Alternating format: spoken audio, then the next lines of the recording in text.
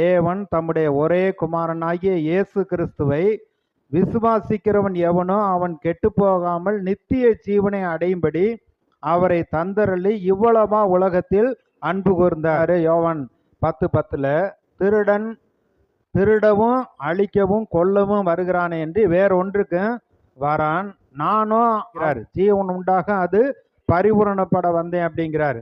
தேவனுடைய அன்பை பார்க்குறோம். தன்னுடைய ஒரே குமாரனே நமக்காக கொடுத்தார். என்னுடைய ஜீவன் அவர்களுக்குள்ளே பரிபூரணப்பட வேண்டும் என்று சொல்லுகிறார்.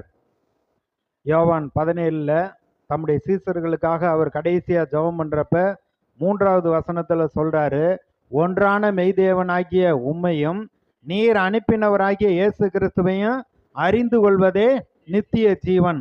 அதாவது நித்திய தேவனுக்கு இருக்கக்கூடிய அந்த நித்திய ஜீவன் நமக்குள்ள எப்படி அது தங்கி இருக்கு அப்படின்னா, தொடர்ந்து பிதாவாகிய தேவனையும் குமாரனாகிய இயேசு கிறிஸ்துவையும் அனுதினமும் நம்ம அறிந்து கொள்ள வேண்டும்.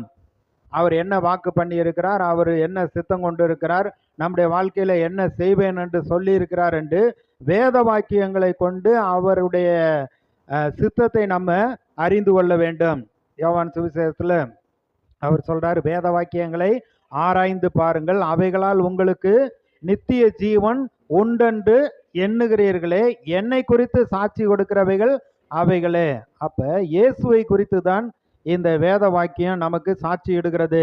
பழைய ஏற்பாட்டில் வரப்போகிற இயேசுவை குறித்து அங்கே தேவ ஆட்டுக்குட்டியாக அவர் பலியிடும்படியா அங்கே அவர்களுக்கு இஸ்ரவேல் மக்களுக்கு உடன்படிக்கையில் வரப்போகிற மேசியாவுக்கு அடையாளமாக அங்கே ஆடு அடிக்கப்பட்டது.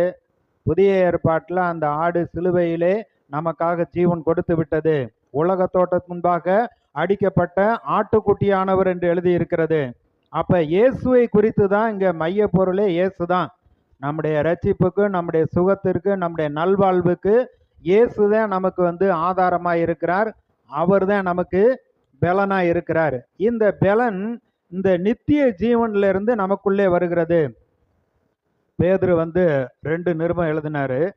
அதுல 2வது நிருபத்துல ஆரம்பத்திலே சொல்றாரு, நீங்க இந்த பொல்லாத பிரபஞ்சத்திலிருந்து விடுவிக்கும்படிக்கு தேவனை அறியக்கூடிய அறிவுல நீங்க வளர வேண்டும். அப்படி வளர்றப்ப தேவனுடைய அந்த தெய்வீக சுபாவத்துக்கு நீங்க பங்குள்ளவர்களா இருக்கும் பொருட்டு அவர் அருமையும் என்ன அப்படின்னா அருமையும் மேன்மையுமான வாக்கு தத்தங்களை கொடுத்திருக்காரு. ஏன் அப்படின்னா அதை நம்ம அறிந்து கொள்ள நமக்குள்ளே தெய்வீக சுபாவம் அது உண்டாயிருக்கும். அது வெளிப்பட ஆரம்பிக்கும்.